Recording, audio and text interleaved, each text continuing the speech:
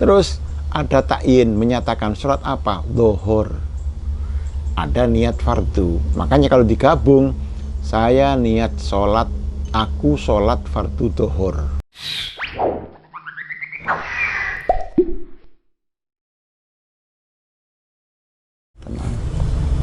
Syarillahilhamul fatihah. Bismillahirrahmanirrahim. Alhamdulillah.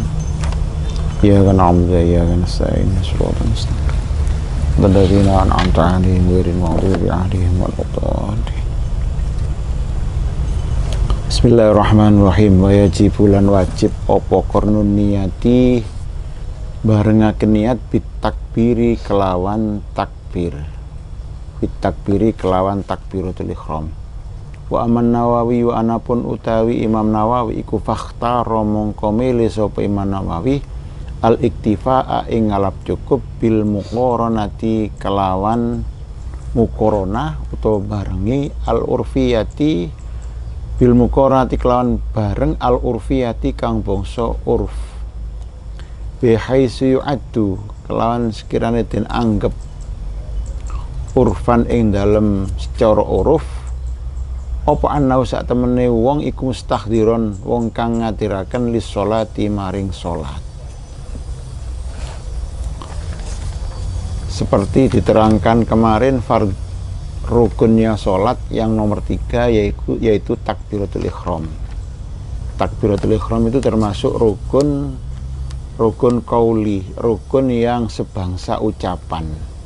Jadi harus diucapkan.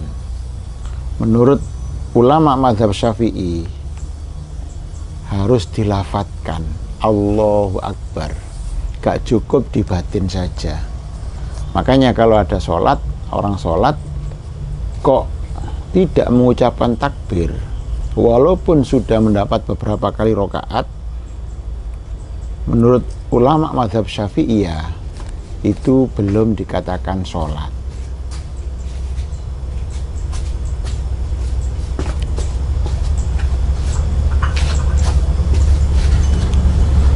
Wa yajibu qarnun niyati bitakbir.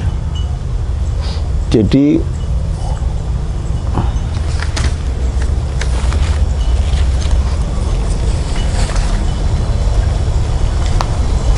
rukun yang pertama kemarin itu adalah niat, ya, niat. Terus rukun yang ketiga ini adalah takbir. Loh, niat itu harus dibarengkan dengan takbir. Loh, bareng-bareng bagaimana bareng-bareng di sini nih? Yang dimaksud bareng di sini itu kalau menurut Imam Nawawi cukup muqaranah urfiyah. Bareng secara uruf. Artinya apa? Pokok sekiranya orang yang sholat itu sudah dianggap menghadirkan sholat dalam hatinya begitu, itu namanya uruf. Jadi masalah muqaranah ini ya, ada muqaranah hakikiyatan ya. Jadi yang dimaksud bareng itu bareng yang memang bareng secara hakiki. Apa itu? Antuqaranan niyatu at-takbir min awali ila akhirih. Jadi kalau muqaranahnya itu muqaranah hakikiyah atau bareng yang secara hakiki, itu mulai awal takbir sampai akhir takbir harus diisi dengan niat. Jadi mulai Allah sampai bar itu harus ada niatnya semua. Sulit ini. Yang kedua ada muqaranah urfiyah. Membarengkan niat dengan takbir. Bareng-bareng di situ ya apa? Bareng secara uruf. Kalau secara hakiki seperti tadi itu. Di Allahu Akbar. Mulai A sampai bar itu diisi dengan niat. Itu namanya muqaranah hakikiyah. Tapi kalau muqaranah urfiyah, muqaranah bareng secara uruf, apa itu? Wa ya antuqarana niat at-takbir fi juz'in minhu. Pokok di dalam takbir itu ada niat.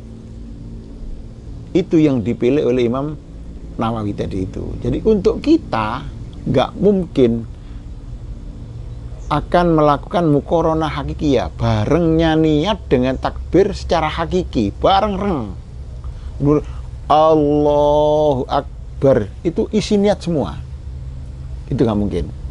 Makanya Imam Nawawi tadi itu memilih yang muqaranah urfiyah cukup ya. Jadi pokok di dalam takbir itu ada niat. Seperti kemarin tuh, saya sholat fardu dhuhur makmum, Allahu Akbar, sudah. Di dalam Allahu Akbar itu ada kerentek saya sholat fardu dhuhur makmum. Kalau makmum, saya sholat itu namanya qasdu fi'liha.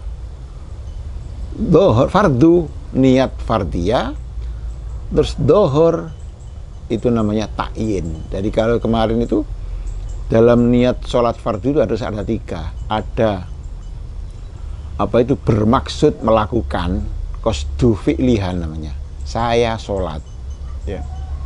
Terus ada ta'yin, menyatakan sholat apa, dhuhur.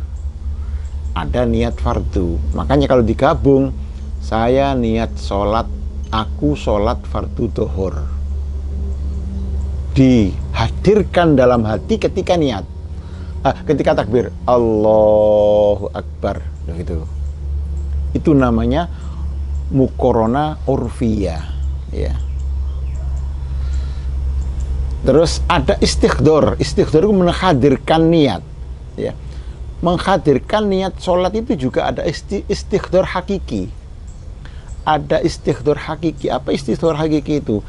Wa huwa ayastakhdira niyatus sholah, ayastakhdira niyatus sholah tafsilan fi halit takbir. Jadi kalau istighdar menghadirkan niat sholat yang hakiki di dalam takbir itu, semua sholat itu dihadirkan dalam pikiran dan akal kita. Itu sulit loh. Yang bisa istighdar urfi. Apa itu? Menghadirkan niat sholat secara keseluruhan, gembleng, ada global. Ketika takbir Allahu Akbar, kita tadi itu aku sholat fardu dhuhur, gak usah semua dimasukkan di dalam pikiran. Makanya yang kita bisa laksanakan itu namanya istighdar urfi, muqaranah urfiyah. Jadi istighdar menghadirkan niat sholat secara uruf yang biasa-biasa, enggak sedetail tadi itu. Terus membarengkan niat itu dengan takbir. Membarengkan yang bagaimana? Membarengkan yang secara biasa, tidak membarengkan secara yang hakiki, yang dari awal A sampai bar itu isinya niat. Itu yang sulit. Jadi makanya kata tadi itu Imam Nawawi itu memilih cukup dengan muqaranah urfiyah. Di sini ada khilaful ulama itu. Jadi perbedaan pendapat di antara ulama itu seperti ini, yang dikatakan rahmah ini. Seandainya kita tidak ada perbedaan ulama seperti ini, maka kita akan kesulitan untuk melakukan sholat yang seperti tadi itu. Allah mulai A sampai bar ini dibarengkan niatnya. Loh, niatnya semuanya. Jadi semuanya sholat itu dihadirkan. Bagaimana kita? Ya kesulitan. Yang sehingga tidak begitu saja. Kita takbirnya agak lama biasanya. Allah. Loh, seandainya seperti tadi itu ya untuk suwe Allah gitu ya. Karena kita membarengkan niat sholat keseluruhan di dalam takbir juga keseluruhan. Apa? A sampai bar. Itu namanya muqaranah hakikiyah, istighdar hakiki namanya. Loh, yang dipilih oleh Imam Nawawi tadi itu muqaranah urfiyah, istighdar urfi. Pokok kita menghadirkan ada sholat di dalam pikiran kita ketika kita mengucapkan Allahu Akbar, tapi ada aturannya tadi itu, harus ada qasdu fi'liha, ada ta'yin, ada niat fardu. Kalau di bahasa Indonesia kan saya sholat fardu dhuhur, sudah. Jadi ketika Allahu Akbar kita hadirkan di sini dalam Sebelum bar Allah ini tuh kita hadirkan sini, saya sholat fardu asar, saya sholat fardu maghrib. Kalau berjamaah ditambah makmum. Sudah itu termasuk rukunnya sholat.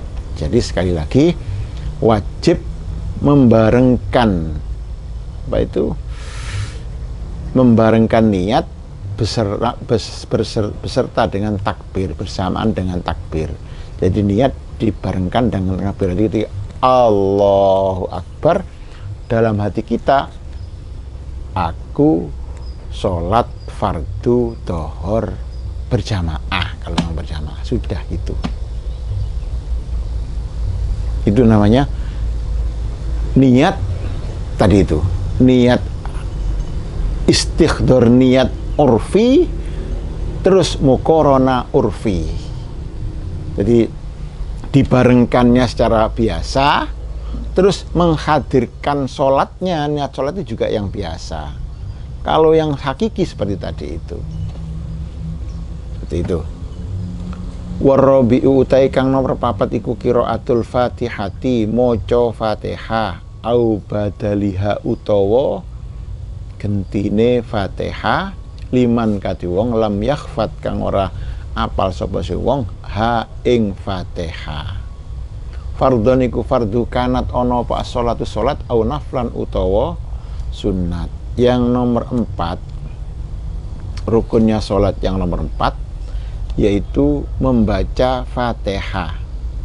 Ingat, membaca, ya, membaca, baik itu hafalan atau memang betul-betul membaca, pokoknya harus membaca. Jadi kalau orang tidak hafal fatihah, ya baca, nggak apa-apa, baca tulisan atau tidak ditaruh di depannya atau di bawah, ya asalkan gerakannya tidak sampai 3 kali gerakan itu, ya. Jadi baca harus begitu. Tidak moro serta merta tidak hafal fatihah langsung ganti, enggak. Ya, maksudnya membaca fatihah ini ya kita baca entah dengan menghafal atau dengan melihat, nggak apa-apa. Sholat lihat Al-Quran, lihat fatihah, memang harus begitu kalau memang nggak hafal, ya. Atau gantinya fatihah kalau memang tidak hafal, ya. Atau gantinya fatihah kalau memang tidak hafal, ya. Jadi